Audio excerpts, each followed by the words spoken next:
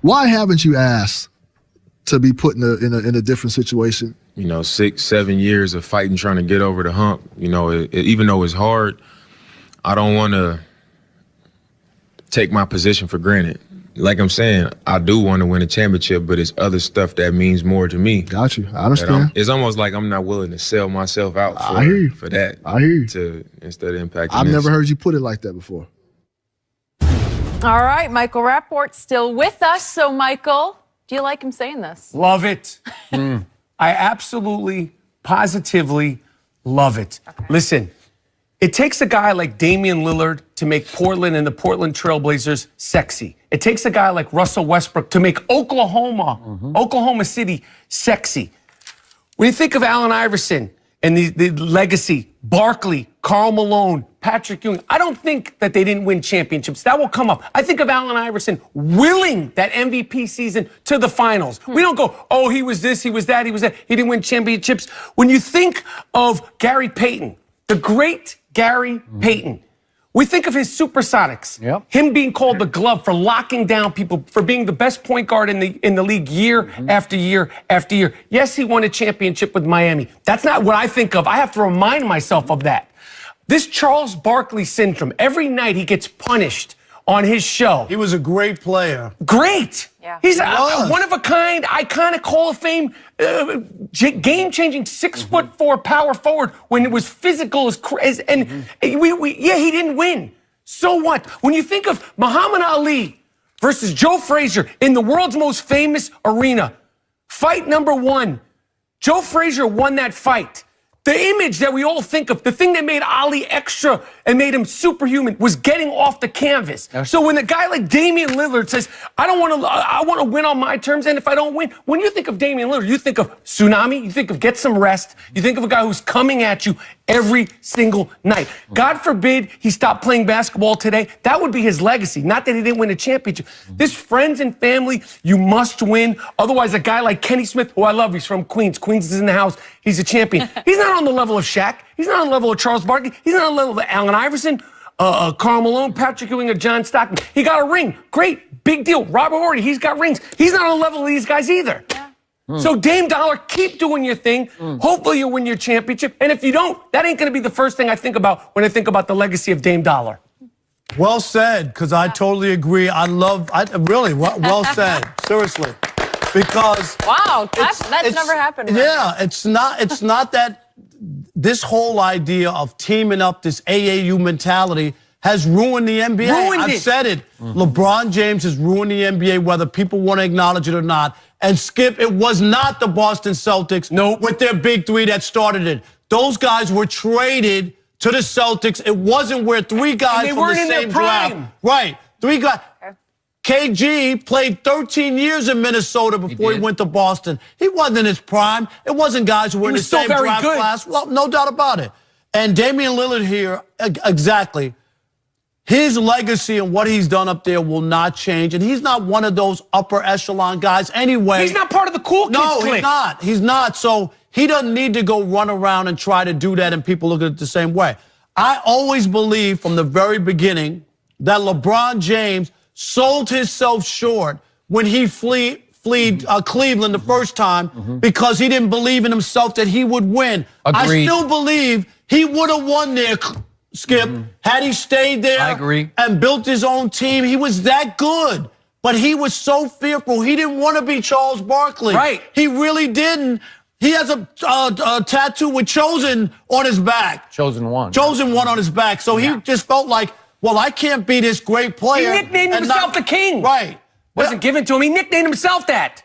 I only acknowledge one king in the United States. That's Burger King. So I don't understand what he talks about. All right. Wow. He also chose to wear number 23 because he thought he had next. Absolutely. We don't have next. Yeah. But Damian Lillard, I wish more players. That's why I loved when when Kyrie said, I don't want to be here anymore. I'm going to go do my. You can't say the other guy's name on this show, but you're good with Kyrie. Right, Kyrie works. The other guy. I know that's the other guy. But what Kyrie did, he decided he wanted to do his own thing and have his own team.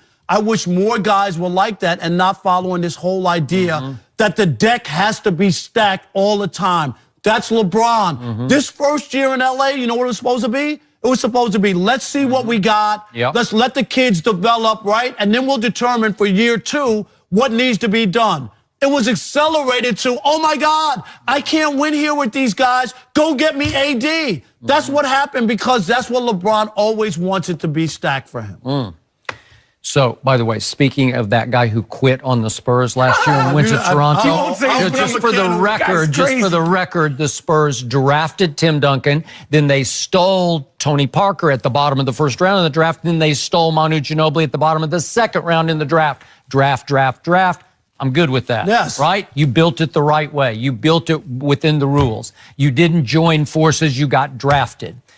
I loved what Damian said, and I like Damian as a player, and I agree with every word you just spat out because he plays hard every night, and he takes and makes big shots every night for a team that is not wildly talented, that probably overachieves every year. And it overachieved last year right into a first-round matchup with Anthony Davis and the New Orleans Pelicans. Remember, they got swept, and it was inglorious. And I'm sure he was not loved at that point in the city of Portland, but he's all that Portland has, he and CJ and Nurkic. CJ's another guy. CJ's another guy. But I love his guts and his grit. And this is, when those words came out of his mouth about I'm not willing to sell myself for for a championship, wow. Well, that's the first time I've heard that in, I don't know, 10, 15 years. Like that's not the way of this world, right? Yeah. What's sad about it is, I'm not sure, I should say this. I'm very sure Damian's not going to win a championship by himself. He's 6 feet 3 inches tall. He made 2 All-Star teams. Then 2 years he missed the All-Star. He didn't make the All-Star team. And then the last 2 years he made the All-Star team. So is he a superstar? No, he's not on that level, right? He's a star, right?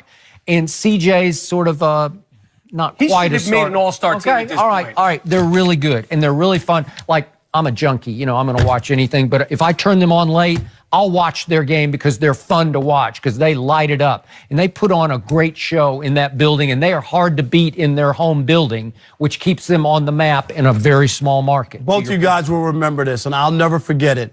Isaiah Thomas had a chance to go to the Knicks, if you remember, after right? Yeah. And he refused to go. This is when Ewing and them were chasing Jordan. And he said, that's Patrick Ewing's team. I'm not going to New York because guys didn't look at it that way back then. He could have easily gone to New York, right, with Patrick and that team and maybe won another year, another championship or two. He's like, I won in Detroit. I'm good. That's true.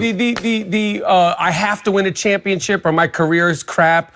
My legacy, it is insane. Listen, everybody likes to win. By the way, just quick point of order. At the end of Charles's career, Charles Barkley, he did go to Houston ring chasing, but he was over the hill, and so was the team, right? He was Donut Charles. Okay. No disrespect, Charles. I love you. He knows it. I know. I mean, it was a disaster. I'm just saying, you're not defined. I mean, everybody likes this cliche. You're defined about how you get up off the canvas, how you listen, it stinks to lose, whether it's ping pong, tic-tac-toe, but I respect the fact that he's like, I'm not going to, that's why he wears number 0. He was never part of that cool kids clique, and he's not going to join it now. Last quick point. One superstar has a chance to do it without joining forces with 2 other superstars, and that's Giannis in Milwaukee right now, small market.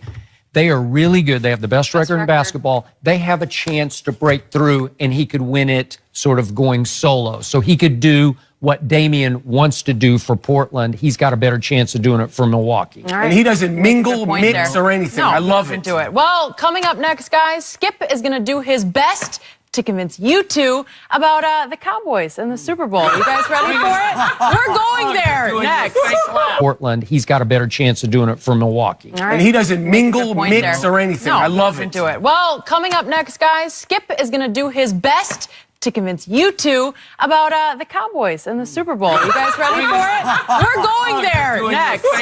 Followed by the Greek Freak, who has led the Bucks to the best record in the NBA, and Paul George, who is having a career year averaging nearly 29 points a game. We're joined once again by Chris Broussard. Chris, right now, who is your MVP? I have those 3 as my top 3, but in a different order. I'm going with Giannis Antetokounmpo. I was with Harden up until a few weeks ago, but now I'm going with Giannis. Giannis, first of all, his numbers, Skip, are out of this world. 27 points,